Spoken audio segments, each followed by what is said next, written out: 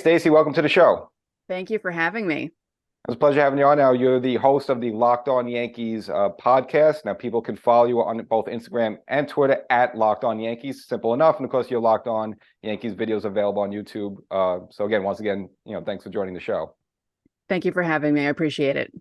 And so, a little background. And you're also a contributing writer for the Locked On this baseball network in general. So, how did you get involved with that group and just maybe the sort of the genesis of the Yankees podcast? Well, actually, Jesse Spector, I worked with him at Sporting News years ago. He was the original person to start Locked On Yankees 6 years ago. And they brought me over because he needed to leave. And at first, it was actually a website and a podcast. So they had articles and the podcast. Then it just turned into a podcast. And I wasn't even the host at first. I was just putting all the podcasts out while three other people hosted the show. And then within a month, it came down to just me, and I've been doing it solo since July of 2018. I had a co-host for some of the year last year, and then just got a producer this year. And it's so much more comfortable doing it with someone else because talking about the Yankees by yourself for a half hour, as much as I love them, is hard to do. I'm the same boat. Like, some episodes I just do just me, but like to have someone on like you as well, just to ping pong off of, or just It's so much better that way. Exactly. Yeah. A book author. So you mentioned before with the Sporting News. I mean, did you have like a journalism background or a broadcasting background? I actually graduated from college with a broadcasting degree, never did anything about it. I actually worked in TV sales, commercial sales at a rep firm first. Then I was at NBC for nearly 10 years until they laid me off. Then I was at a rep firm again. And after that job, I got sick and had to be home. And I decided to start blogging about baseball. And that turned into blogging even more about baseball, and then starting to get paid to blog about baseball. And it kind of evolved into me writing for more and more sites. And I was part of the Hardball Times annual in 2017. I was part of the Baseball Prospectus annual in 2018. I was asked to write in a commemorative Derek Jeter magazine in 2014. That was the first big writing experience of my life, and having, my Greek last name in glossy print. And I got to show it to my dad before he passed away, because he was the reason I'm such a rabid Yankee fan. And it just evolved. And now I've been freelancing basically since then. Gotcha. And was there anyone like this, maybe in broadcasting in general, whether it's Yes Network or just anywhere in general, that kind of influenced you and maybe inspired you to want to do a podcast? Well, when I went to school way back in the Stone Ages, because I graduated more than 25 years ago, I went to SUNY Oswego because Steve Levy and Linda Cohn from ESPN graduated from there. Because in the 90s, anyone who wanted to be a sportscaster was obsessed with SportsCenter. I would tape every version of it, the 2:30 show, the Feel Good show, the ones in the evening, the ones in the morning, and I'd study them. And I did radio at Oswego. I didn't do TV. And basically, ESPN is the reason why I wanted to get into sportscasting to begin with. But again, I went into sales instead. And the writing kind of evolved into being a guest on podcasts. And I didn't expect to become a host of a show. That just happened. But my dad, who has dearly departed, would be so happy to know that my degree is finally paying off and I'm actually doing what I went to school for. Yeah, I'm kind of the same boat. Like I did sports communications at Fordham, but then after I got it, same thing. As soon as I got out, I went into sales, like totally didn't use my degree. But yeah, here eventually, so it's all good. Right. So you mentioned as a young girl, I mean, I guess you're a baseball fan back then, but were you like a real big baseball fan, or it was something that kind of grew as you started to get more involved in like journalism and sports broadcast? I was the firstborn. So I was the one, my dad, it's kind of funny growing up in the late 70s, early 80s. I had girly things and I played with dolls, but I also had boy things. So my dad would get me, one of my first toys I remember having was a Peanuts pinball machine that I got when I was 2 that was baseball themed. It was all baseball gloves that covered the pinball and everything. So I watched sports with my dad as much as I could when I was little. I sat on his lap. We watched everything from baseball to bowling for dollars. And I just really got into sports really young. And for some reason, I gravitated toward baseball. That became the it sport for me. I watch everything, but baseball is really it. But yeah, it's because I was the firstborn. Gotcha. Mm-hmm. And you mentioned before your producer Steve. It's like, when did you start working with him? Like, did you know him just from anywhere previously? It's funny. He worked with us for Locked On Angels last year in the season before that. And then he got a job with Scranton. So he was the B radio guy for Scranton Wilkes Bar for the Yankees. So he decided to come back to Locked On. He didn't want to be a full-time host. And he said, I would love to work with Stacey and work on Locked On Yankees. So we did know each other, not that well, but we did a couple of crossovers and everything. And I think we have a pretty good rapport. And he's been working with me for the past 2 weeks. And so far, it's been really great.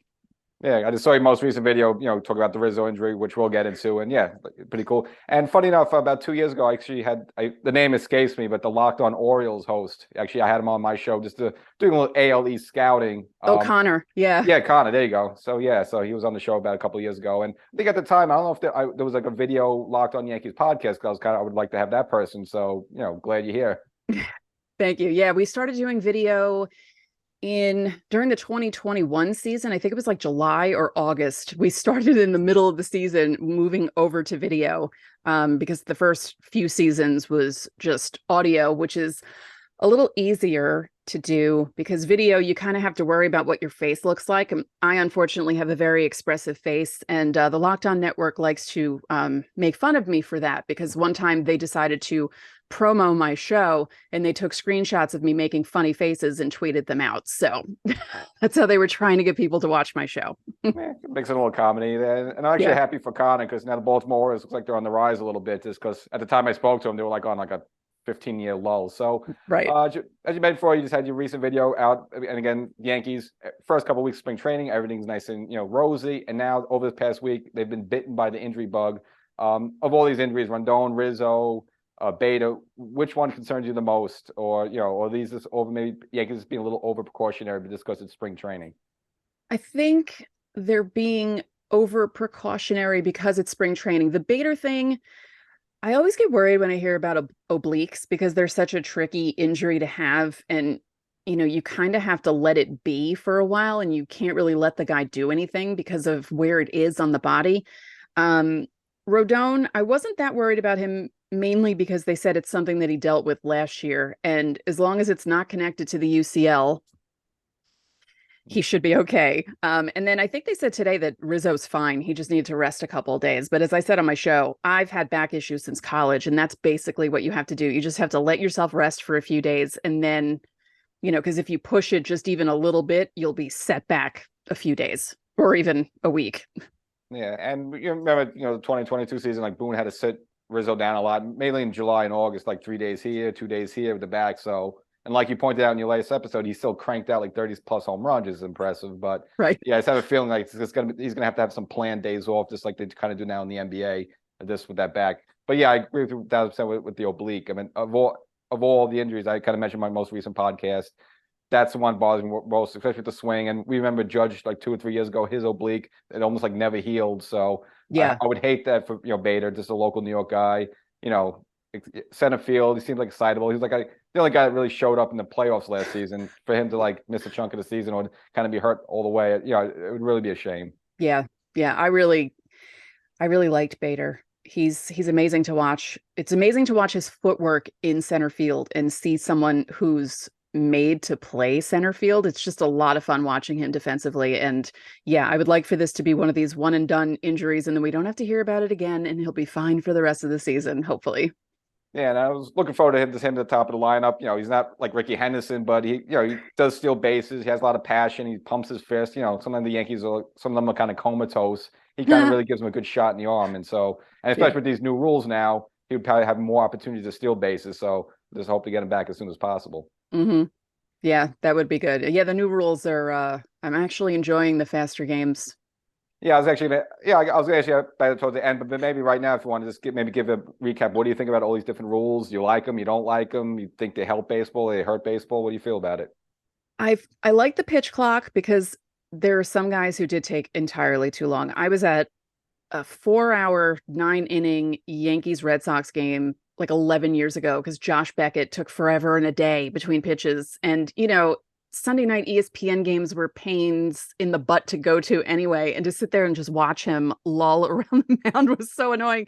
And as soon as that rule came out, he was the first person I thought of. I know there are other guys that take a really long time, but I thought of him. I was like, wow, he really would not like this rule at all.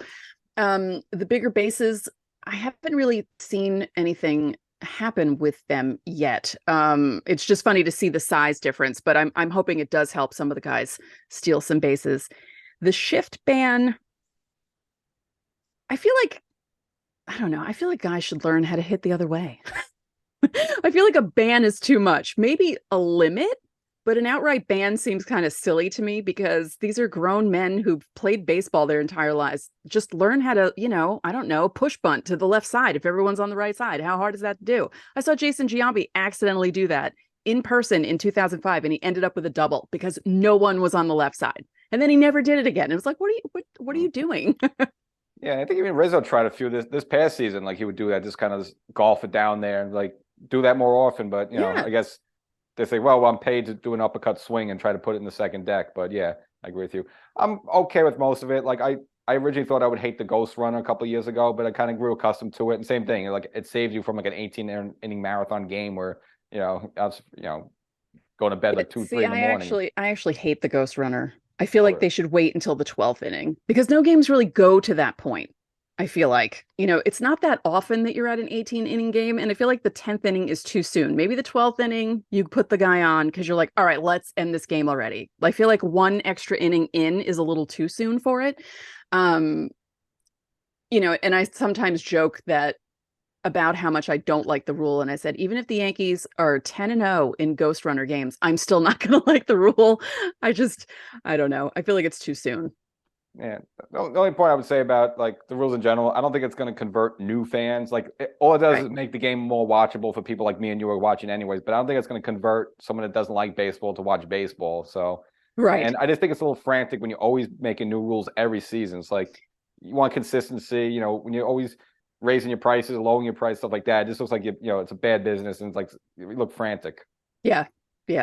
I feel like the one thing that might be an issue, possibly, I feel like the pitchers might be able to, I don't know how to say this, kind of screw with the batters a little bit just with the pitch clock, because the batters have to be back in the box at a certain point. Because that happened the other day. I can't remember what game it was, where they called a guy out they called strike 2 and strike 3 because he wasn't ready in the box. And I feel like some of the pitchers can kind of work that to their advantage. I also feel like that gives some of the not so great umpires in the league a little more power than they need. And that might turn into something, but we'll see what happens once the regular season starts. That's the only thing that worries me about that, is the umpire's role in that rule, just because of some of the guys that we all know who like to make the games about themselves, and that slightly worries me, but we'll see what happens. Yeah, there might have been actually Elvin Andrews with the White Sox with that one. I think because he looked lousy on the second swing, so he kind of walked around a little bit just because he was probably bummed out, and he didn't get back in the box in time. But I actually been surprised that the umpires have been enforcing these rules so much in spring. I mean, I guess that's good just so they're practicing it, but I figured like they make these rules, but they kind of be very lenient, but they haven't been. They've been really sticklers, especially with the time clock. Yeah, because Garrett Cole was saying how he was practicing at home with the clock. And he also said, I don't really take that long on the mound anyway. I'm pretty quick with my pitches, but I made sure that I was practicing before I got to spring training. And I was actually surprised also about the umps. But yeah, they're not really showing any leeway at all, which is good because you can't really do that. You have to like push in there, do it, and then make it so by the time the regular season starts, there won't be as many violations. Yeah, it's a good way just to prep all the players for the season. So just getting back to, I guess, back on the field with the Yankees, obviously, I guess if all things being equal, you have, Josh Donaldson as an opportunity, for third base. Then, of course, at second base there, you have DJ and Gleyber, but of course, DJ has the flexibility to play third base as well. So, I mean, of those three there, what combination you think, Boone will go to more? Well, the thing about DJ, it's funny. They're trying to turn him into the player that they originally got him to be, because when he came over in 2019, they were expecting him to be like the super utility guy. And, Troy Tulowitzki started opening day 2019. And then all of a sudden, DJ LeMahieu became this guy who was hitting home runs and driving in guys from third or second constantly. And he became this different player away from Coors Field. And it feels like this year they're trying to turn him into the guy that they thought they were getting in 2019, where he could back up third, he could back up second, he can even back up first for Rizzo.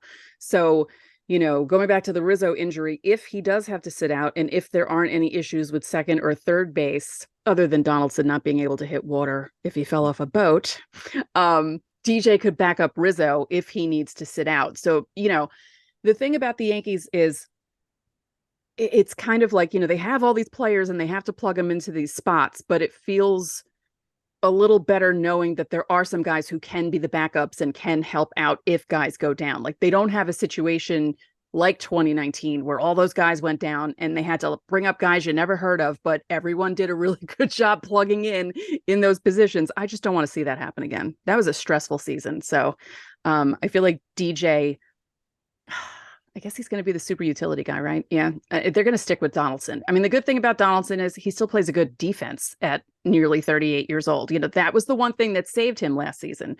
He was one of those guys, because, a lot of time in baseball, if you're not hitting, it kind of affects your defense and it makes your whole game just really bad. And that actually didn't happen with Donaldson. And I'm just hoping, I'm not expecting a lot from him, but just better than last year. We just need better than last year. Yeah, that's a good point, though. Like the Yankees, their left side of the field with the shortstop and third base, much improved than years past. I mean, they used to kick the ball around. So, yeah, I'll give that to Donaldson. At least you can depend on defensively. But, yeah, offensively, though, it's tough to watch there. But, yeah, I think, that's a good point about, especially with Rizzo, if they have to sit him down for a couple games, at least we know DJ can play first and it kind of takes the stress off that foot with him, because if you're at first base, you're not moving around as much as you would second base or third base. So, but I think all things being, in a perfect world, though, I think I'd rather see Donaldson on the bench as much as possible. I'd rather see DJ get the majority of time at third base and Gleyber at second base. I just think that's the best combination there, because DJ could also pick it at third as well. That's true. Yes, I would agree with that. So getting to, the Beta injury now at least keeps center field open a little bit to start the season. Now, remember last season with Judge, he liked playing center. I would kind of hold my breath on it, but hey, the guy had a great season, hit 62 home runs. Do you foresee maybe Judge getting some time out there in center to start the season? And if he does, do you like that idea? I don't see the thing is they got Bader so they don't have to put Judge out in center field. And they do have other guys who can play center field. If it's a situation where Bader's really only going to be out 6 weeks from this point, so he's only going to be out till like the third week in April, they have Estevan Florial, who can be the fourth outfielder. He has experience playing center field.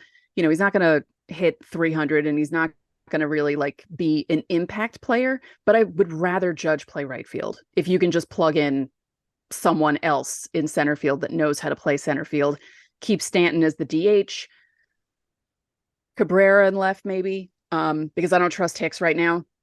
I feel really bad for Aaron Hicks, but I mean, he's really not showing that much in spring training either. He's still screwing up in the outfield, and it's kind of like, because you don't want to put him out in center field either, because it's just a recipe for disaster at this point, watching him play. I remember that game last season against Tampa where Boone had to yank him out because he was butchering balls. I think that's just more, though, because he's not used to left field. I think he'd be okay in center field. I mean, I wouldn't love the idea, but I'd rather have him in center than a left. I think left, he's just like that one he misjudged a couple of weeks ago in spring training. Like he ran into the stands and the ball's behind. Like, what are you looking at there? So, but in terms of more positive Yankees, the story's really been the youngsters, Volpe, the Martian, Jason Dominguez. I mean, they've kind of make it interesting now. Obviously, you have kind of flat for you settle in a $60 million arbitration with him. We know what he is, but Volpe's been looking really good. I mean, any shot that they try to trade IKF would maybe eat the $6 million and designate him for assignment, and maybe Volpe's there to start the season? No, definitely not. He doesn't have enough experience at AAA. I feel like you'll see Volpe in the majors at some point this year, but unless something disastrous happens between now and March 30th, it's not going to be opening day. And they're keeping IKF because they only have him for this year. And as much as people don't want to see him out there, I don't know what it is. It's so weird. They're really trying to make him into something, even though he's supposed to be the stopgap. And I feel like they should start Peraza at short right now because he has the experience. He plays a better defense than IKF. And we'll see Volpe at some point. I kind of like the idea of Volpe at second, Peraza at short, but then that means Glaber's the odd man out. And when does that happen? Does that happen at the trade deadline? Because if that happens, then you'll see Volpe probably after the trade deadline. I mean, the Yankees have a lot of options, almost too many options at this point. And I think they really want to try to make IKF the super utility guy too, but you have DJ in that position. So it's almost like they have too many things going on and they need to plug all these guys in. And I don't know if any team's going to want IKF. That's the other thing. I mean, he's not bad. Like, he's not like an awful player. He's just not strong at shortstop. I almost feel like he'd be better at third because he looks more comfortable at third. And hitting wise, you don't expect him to hit home runs, but he did all right. What did he bat? Like 261 last year? I mean, that's not terrible compared to the rest of the league. Home runs. Like, he started off the year really good. Then he get the second half, same as like with Jose Trevino. They both started off like pretty darn good, like contact hitting wise. And then as the season, I think they wore out a little bit. But yeah, I agree if they have a pull effort. But I like Peraza just in that game 2 of the Houston series. I mean, on the road in a playoff game and defensively didn't bother him at all just for a young guy. But yeah, we're definitely overloaded there with infielders. So we'll see how that works out. Hopefully it's not like they all get hurt because then we don't want to hear that either. Right. Yeah, no, we don't need that to happen. Definitely not. No. And of course, I think when he got his Gold Glove with Texas, I think it was as a third baseman. So again, if something happens with DJ Donaldson, at least we have the comfort of knowing that IFK is there as available. So look at Garrett Cole. I mean, so far spring training, just a couple of starts, but looks really just much better. It looks like almost mid-season form. Was last season maybe enigma for him, just with the whole accusation with the substance and he can't butter up the balls like he's used to, and maybe he didn't look like himself. This spring, he just looks calm, cool, collective. Kind of looks like the Cole we originally signed for $300 million a couple seasons ago. Well, yeah, he said in an interview, he said, this is the first regular spring training I've had as a Yankee. He said, because, when I first came over, it was COVID. And then the second year, it was still COVID. And then it was the lockout and it wasn't a regular spring training. And this is the first time that I'm here and there are fans here and I feel more relaxed. And I feel like he finally feels comfortable here. Like, it took him a little bit to get comfortable. I just find him so interesting because as much as we complained about how many home runs he gave up last year, he still led the league in strikeouts. He's so interesting to watch as a pitcher because, there's one game in 2021 against the Rays where he gave up, 7 runs on 8 hits in like 5 innings, but he still struck out 10. It was just such a weird bad pitching line for him. And he's just that kind of a pitcher. And I'll take a 3 ERA. The 3.5 was a little high last year, but I feel like if he's more comfortable this season and, Rodon gets healthy and he's his number 2 and he has Cortez, he has a stronger rotation behind him, I feel like he'll be more relaxed and I feel like I can see a better season from him. He'll always be in the Cy Young conversation. He may not win. He might, be one of those guys who's always a bridesmaid, never a bride, but I feel like we might finally see the Cole that the collective Yankees signed him up to be. Possibly. Yeah, I mean, I totally agree. I think he's gonna have a great season, bounce back. And again, just having Rodon then and a full season of Severino definitely takes the pressure off him. So let's get back to your show. So what frequency you plan on like doing new episodes? Is it like every couple of days, every day? Like what timetable you're hoping for? Oh, it's 5 days a week, Monday through Friday, for the season. That's how it works. And then once, let's see, around Christmas time, we go to 3 times a week. And then once spring training starts, we bump back up to 5 days a week. So yeah, they have us do a lot of episodes on Locked On. Yeah, it's pretty ambitious there. Yeah, it's really interesting. But the network itself has over 300 shows now, all different sports. And it's amazing because I started there within the first, I think, 6 to 9 months of it starting, and to see the growth since 2018 is just been amazing. All right, and so I'll leave this last guess as we about to wind down. Little funny games to you as a Yankee fan. So I'm gonna ask you kind of a bunch of like what if questions, stuff like that. Who would you say is the best mid-season mercenary pickup? Cecil Fielder in 1996 or David Justice in 2000? You know what? I feel like Justice, just for the get your tokens ready call by Michael Kay. Yeah, I remember that in the ALCS home run off Arthur Rhodes. Yeah, that was But even Paul O'Neill said that team was kind of, because remember that the 2000 team, they only won like 89 games. It wasn't really a great team. It's just they were kind of beat up, and then Justice kind of gave him a shot in the arm. They were so beat up. I still don't know. You know, the Sports Illustrated predicted the Mets were going to win that series 4-1, and the opposite happened. So that's kind of funny. Yeah, they really had no business winning that Subway Series. But that would have been disastrous for us to live with that. So in a way, I never want to see another Subway Series again. That one settled it, and that's it. That's the end of it. You're fielding a team, one a first baseman. Now, each player at their best, who would you rather have, Anthony Rizzo or Tino Martinez? I think Rizzo. You could go either way. I think Rizzo's probably a little bit better defensively, but Tino's also, I think he was have a better batting average and just, better eye at the plate. But again, it's one of those situations where it's kind of a toss up there. Exactly. You can't go either way. And maybe we'll leave this last one on a little negative note. What were the bigger dagger in the heart? The Johnny Damon Grand Slam, Game 7 of the ACLS, or the Altuve walk-off home run against Chapman in the 2019 championship game? 2019, because 2004 was a slow motion car crash, and you knew as soon as the Red Sox walked off in Game 4 that something bad was going to happen. I could feel it happening. I knew it. I felt it in my gut. Where 2019, DJ ties the game. You're all like pumped up, like, yeah, oh my God, they tied it up. This is great, blah, blah. And then Altuve walks it off. And it was just like, what the hell just happened? Like literally, what happened? Like the Damon Grand Slam, whatever at this point. Yeah, I'm kind of the opposite though, because I felt like that 2019 game, like when DJ tied it up, I felt they needed to take the lead there. If they didn't take, I did not want to go in extra innings. I felt it was a loss.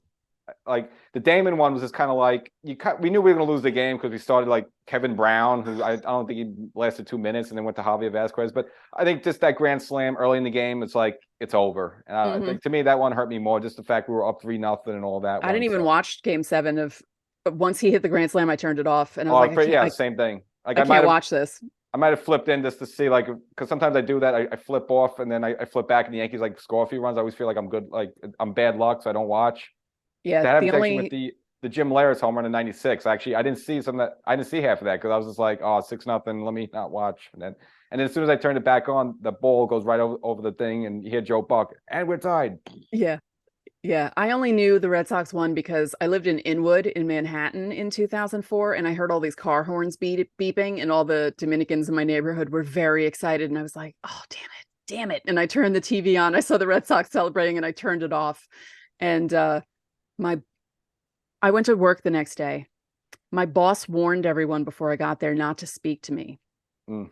So by noon, I'm like, why isn't anyone talking to me? I'm fine. I'm like, I swear I'm fine. It's okay. Because they were like really worried that I was going to be homicidal, but I was fine. I was okay. Yeah, I used to never say that. Just walk to the stadium, even though it's right near Yankee Stadium. A lot of the Dominican community there, they all love Big Papi, they love Ramirez, they love Pedro, and they would root for them. But like, you're at the Yankees down the block, so what are you going to do? So, Stacey, I appreciate getting this time. Again, the Locked On podcast, Locked On Yankees podcast. Follow you on Instagram and Twitter, Locked On Yankees. Of course, check out the videos on YouTube. And again, best of luck on the podcast. Looks great. You're great. And producer Steve was great. And again, hope you guys have a lot of success.